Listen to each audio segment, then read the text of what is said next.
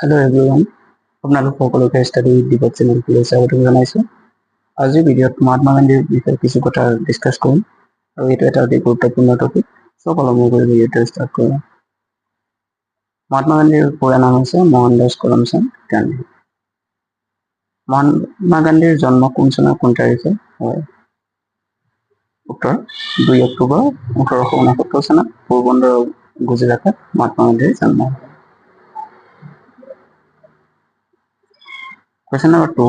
মহাত্মা গান্ধীক কোনে সন্মানসূচক মহাত্মা উপাধি প্ৰদান কৰিছিল?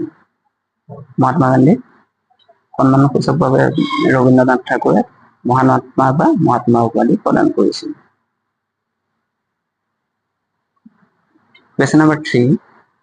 মহাত্মা গান্ধীৰ জন্মদিন 2 অক্টোবৰ কি বুলি পালন কৰা?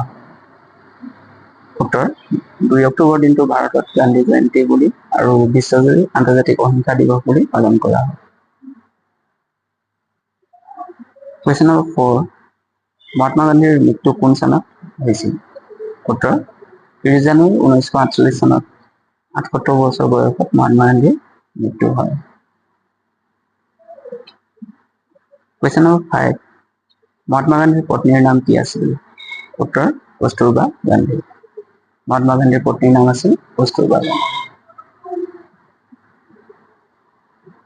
Question number 6. মহাত্মা গান্ধীৰ দক্ষিণ আফ্ৰিকাৰ পৰা কোন চনত ভাৰতলৈ ঘূৰি আহে? মহাত্মা গান্ধী 1915 চনত দক্ষিণ আফ্ৰিকাৰ পৰা ভাৰতলৈ ঘূৰি আহে। Question number 7. কোন চনত দাণ্ডিৰ যাত্ৰা আৰম্ভ হৈছিল? 1930 চনত দাণ্ডিৰ যাত্ৰা আৰম্ভ হৈছিল।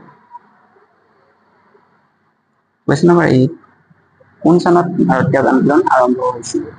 1942 চনৰ পৰা ভাৰতীয় আন্দোলন আৰম্ভ হৈছিল। Question number 9. মহাত্মা গান্ধীৰ মাতৃৰ নাম কি আছিল? উত্তৰ পুতলীবাই। মহাত্মা গান্ধীৰ মাতৃৰ নাম আছিল পুতলীবাই। Question number 10. মহাত্মা গান্ধীয়ে কোন কলেজৰ পৰা মেট্ৰিক পৰীক্ষাত উত্তীৰ্ণ হৈছিল? মহাত্মা গান্ধীয়ে গুজৰাটৰ ভৱনগৰৰ চামলদাস কলেজৰ পৰা মেট্ৰিক পৰীক্ষাত উত্তীৰ্ণ হৈছিল। Question number 11. মহাত্মা গান্ধীয়ে নাটাল ইণ্ডিয়ান কংগ্ৰেছ কোন চনত প্ৰতিষ্ঠা কৰিছিল?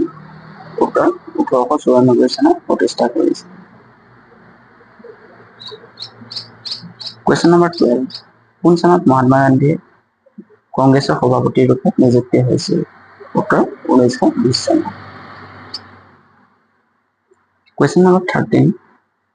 জালিয়ানৱালা বাগ কোন ৰাজ্যত অৱস্থিত?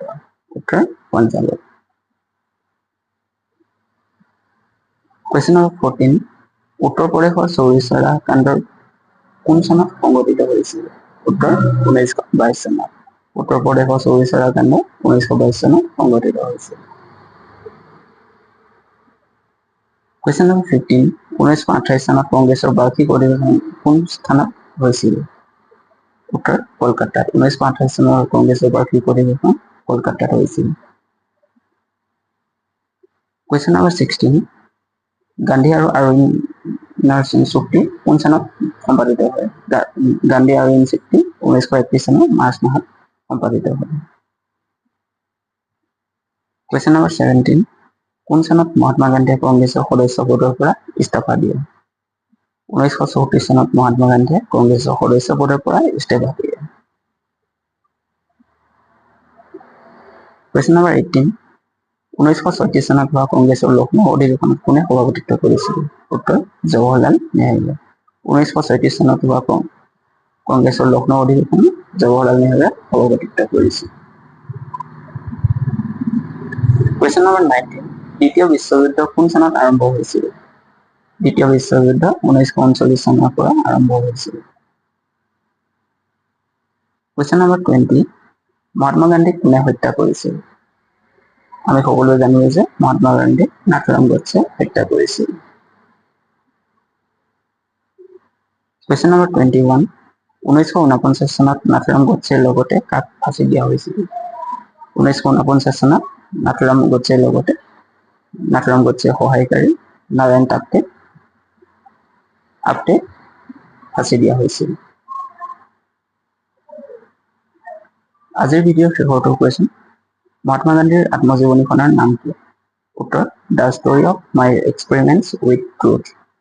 মহাত্মা গান্ধীৰ আত্মজীৱনীখনৰ নাম হৈছে the story of my experiments with truth.